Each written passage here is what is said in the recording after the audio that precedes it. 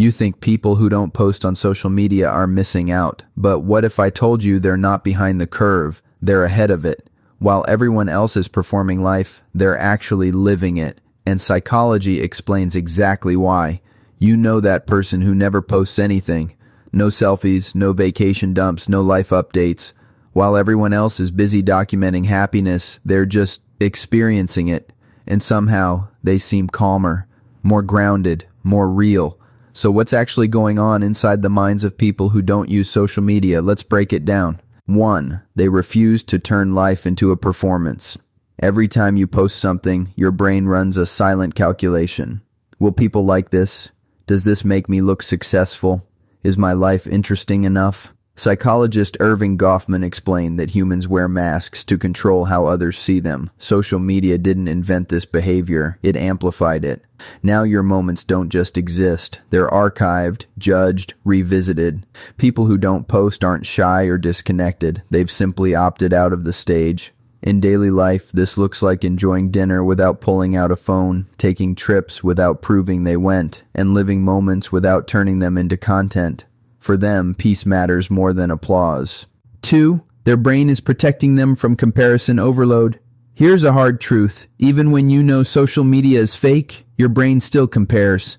Promotions, engagements, new houses, perfect bodies. Your subconscious doesn't ask if it's staged. It asks why you don't have it yet. Psychologists have found that constant comparison increases anxiety, lowers self-esteem, and creates emotional fatigue. And scrolling through highlight reels while living an ordinary Tuesday is a brutal mental mismatch. People who don't post aren't weak. They understand that this game is designed to make you feel behind. They don't step away because they can't handle it. They step away because they see through it.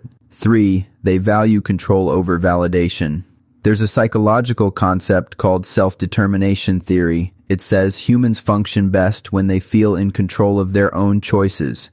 Social media does the opposite. It turns self-worth into numbers. Likes become approval. Silence becomes rejection. People who avoid posting are quietly saying, "My confidence doesn't come from strangers." Here's a quick story. Daniel watches YouTube almost every day. He laughs, learns, and thinks deeply. But he hasn't posted on Instagram in years. Not because he's hiding, but because every post used to make him anxious. When he stopped posting, his mind felt lighter. Nothing was being judged. Nothing needed approval. He didn't lose connection. He gained control. 4. They choose depth over noise. Research consistently shows that a few close relationships predict happiness better than hundreds of shallow ones. People who don't use social media often have fewer friends, but deeper connections.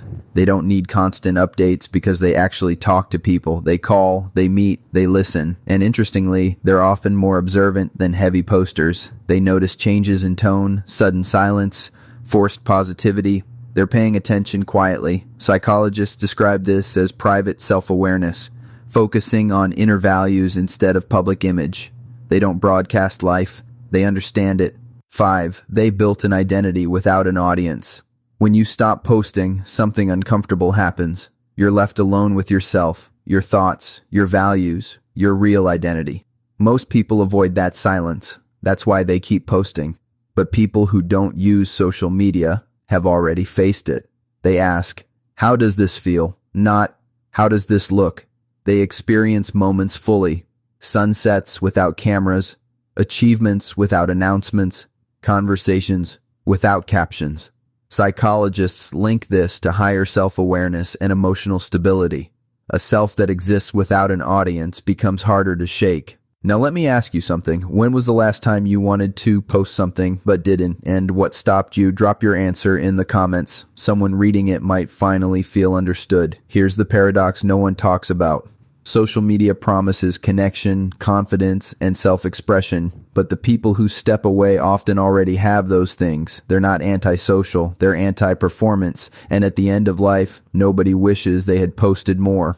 But many wish they had lived more. If this video made you think differently, subscribe for more deep psychology that actually matters. And if you want to support these long-form dives, consider becoming a channel member. The quiet ones aren't missing out. They figured it out first.